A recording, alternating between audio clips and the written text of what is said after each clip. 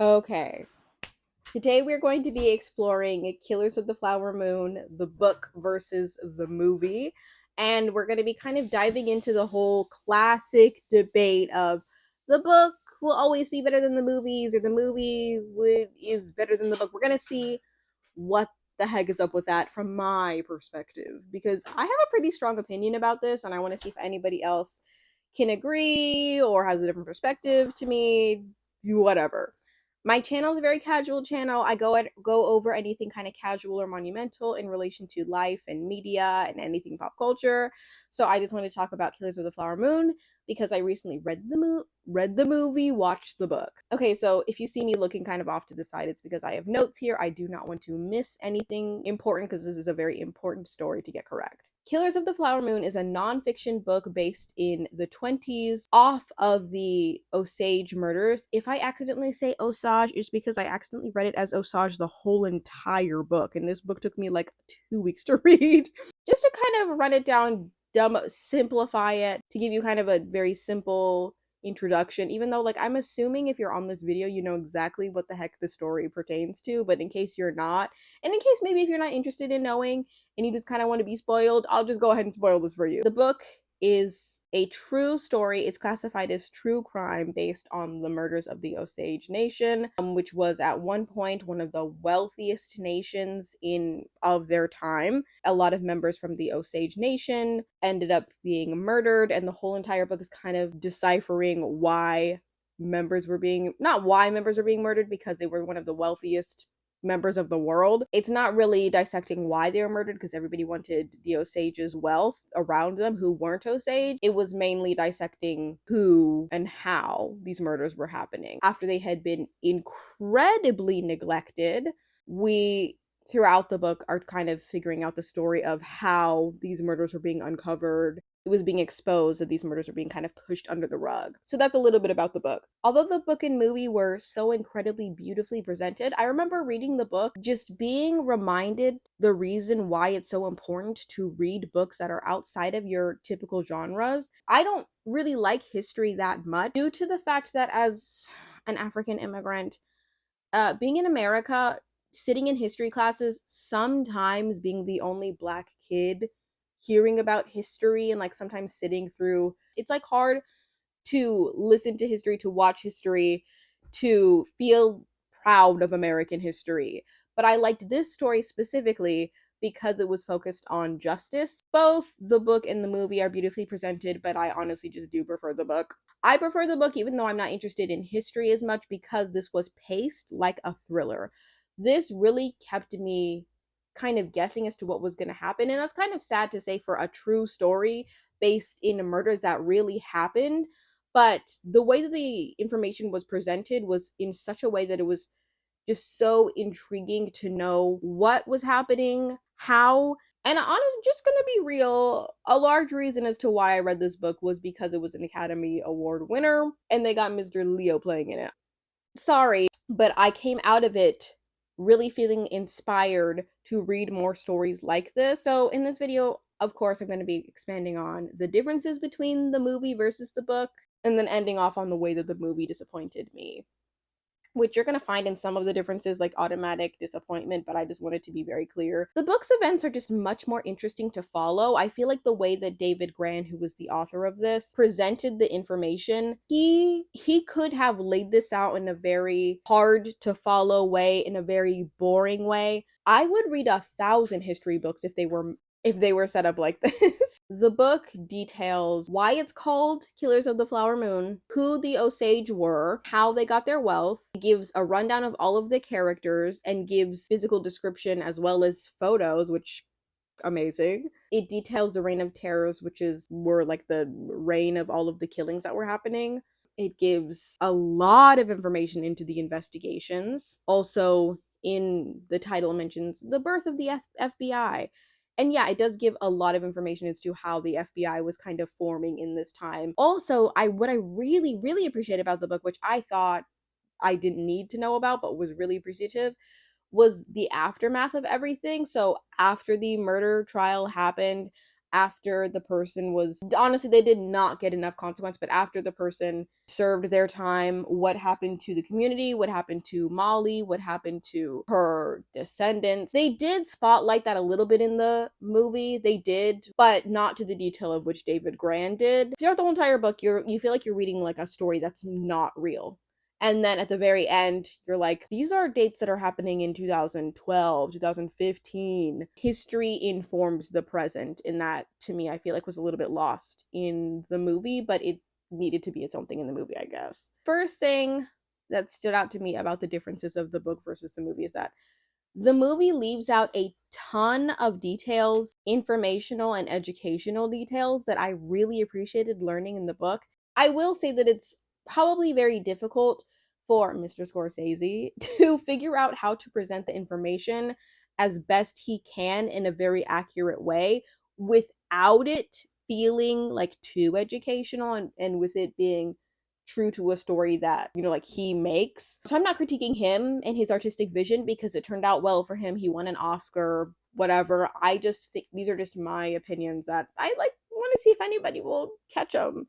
What I will say is they really didn't shed as much of a light as to how the government played a role into the Osage, because I feel like they did show us moments of what was mentioned in the book, but they didn't really go into, detailing the specific laws of what the Osage could or couldn't do. So I'm just going to kind of explain what I felt was missing. So the government had nearly full control of the Osage and how the Osage lived. It's implied in some scenes, of course, when Molly would go to request certain money out of her bank account, and she would have to say Molly Burkhart, incompetent, which was hard to watch. So like, you could tell from that scene that she had to state herself as incompetent, and that must be kind of a policy as it relates to accessing the wealth, but it just was not laid out. When Molly was growing up, this is what I read in the book, they controlled not only the land but the access to food and the education that they were receiving as well. The Osage, originally from Kansas, moved down to Oklahoma. The government bought out their land.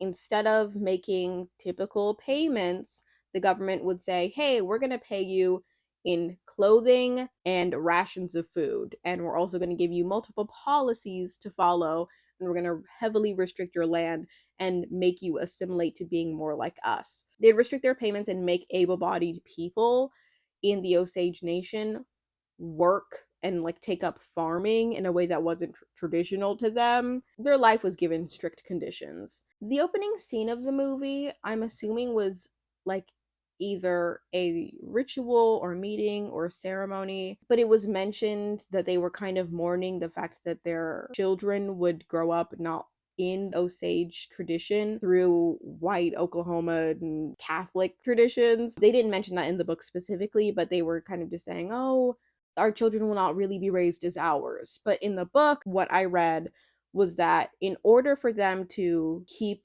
certain things in their land, in order for them to keep the payment that they were receiving, they forced the Osage children into the Oklahoman white Catholic missionary schools, didn't let them speak the Osage language, and forced them to get rid of their traditional garb and to wear like plain white dresses.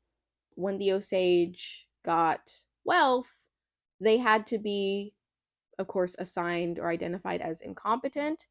I think that was for the full Osage. I can't remember who, if anybody, was looked at as like an exception, but essentially all Osage had a guardian. They would have to state themselves as incompetent.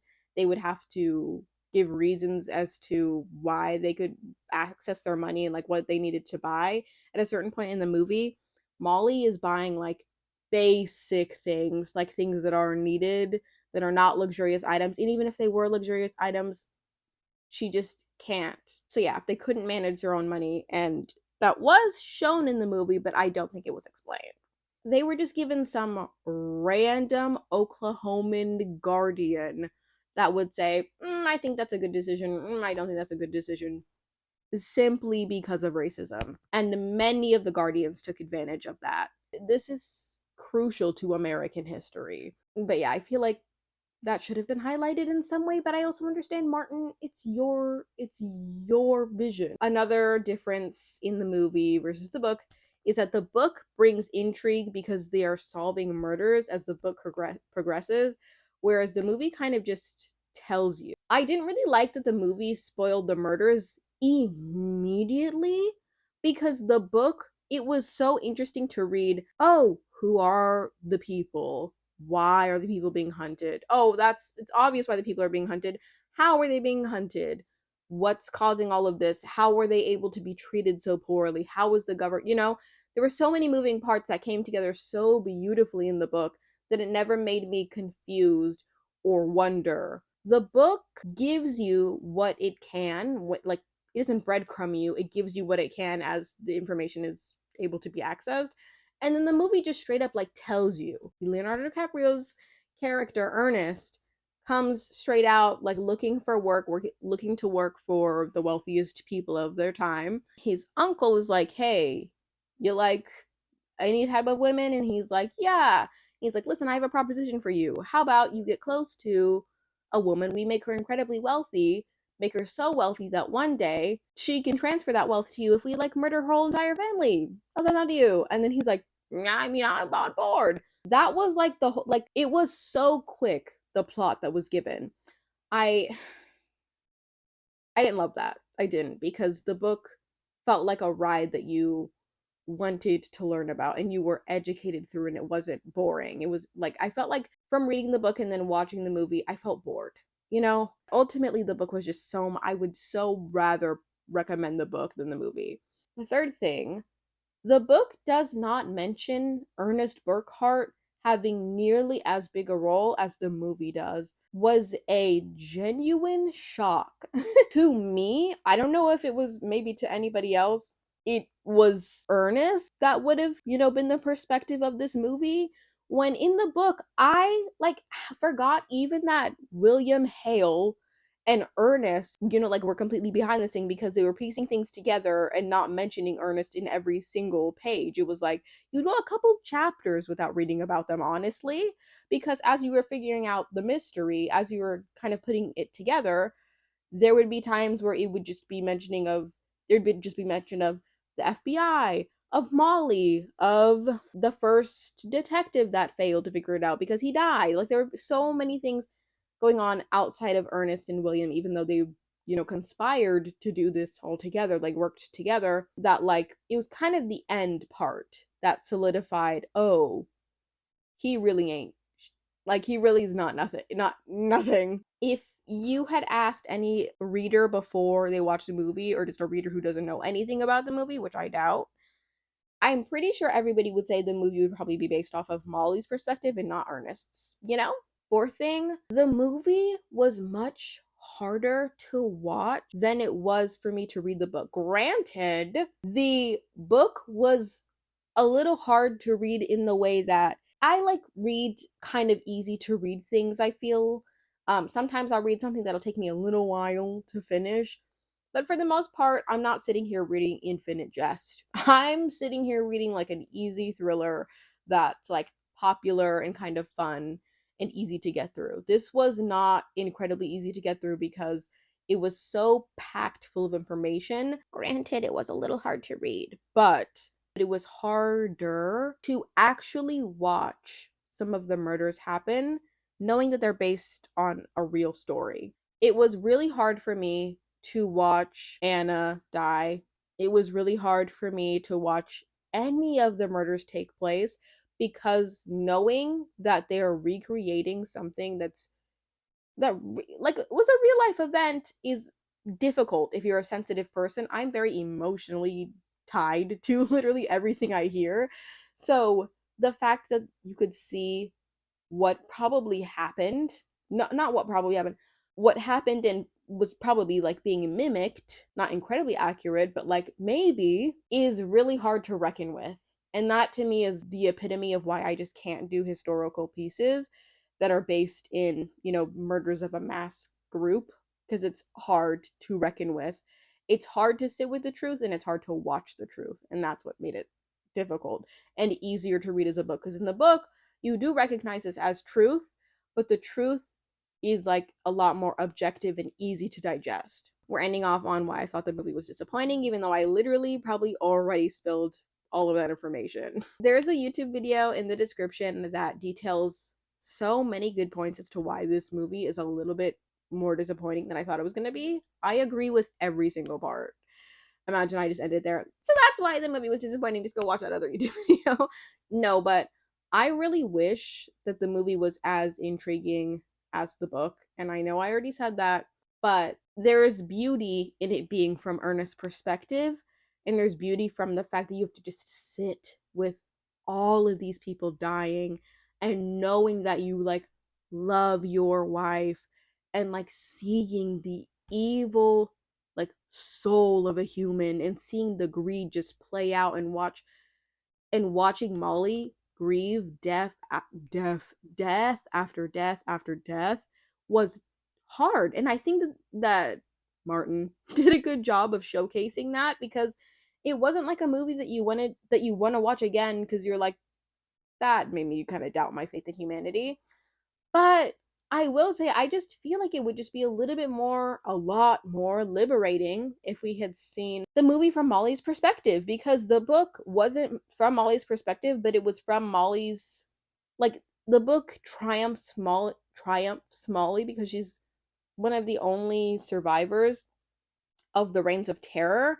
And this is going to sound stupid, but you're essentially rooting for her to stay alive because you know that like she is one of the last people. And throughout the book you could see like how it could easily be translated into a movie, and how if we had seen it from Molly's eyes we'd be like, how was this person dying, how was this person dying, how am I going to deal with these emotions? All I have is my husband. Oh, my husband is murdering all of these people and conspiring with one of our most trusted family members who knows our language and killing them.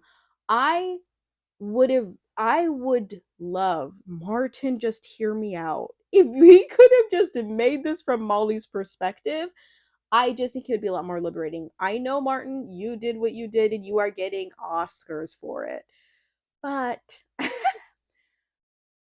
I just I'm just kind of disappointed in that way, because I just felt like, as somebody who read the book, it was just, it's not fun to watch a predictable movie. It's fun to watch a movie that's so beautifully shot, that the cinematography was so like, it had such a clear vision, but it's hard to watch because like you're being told exactly what's going to happen.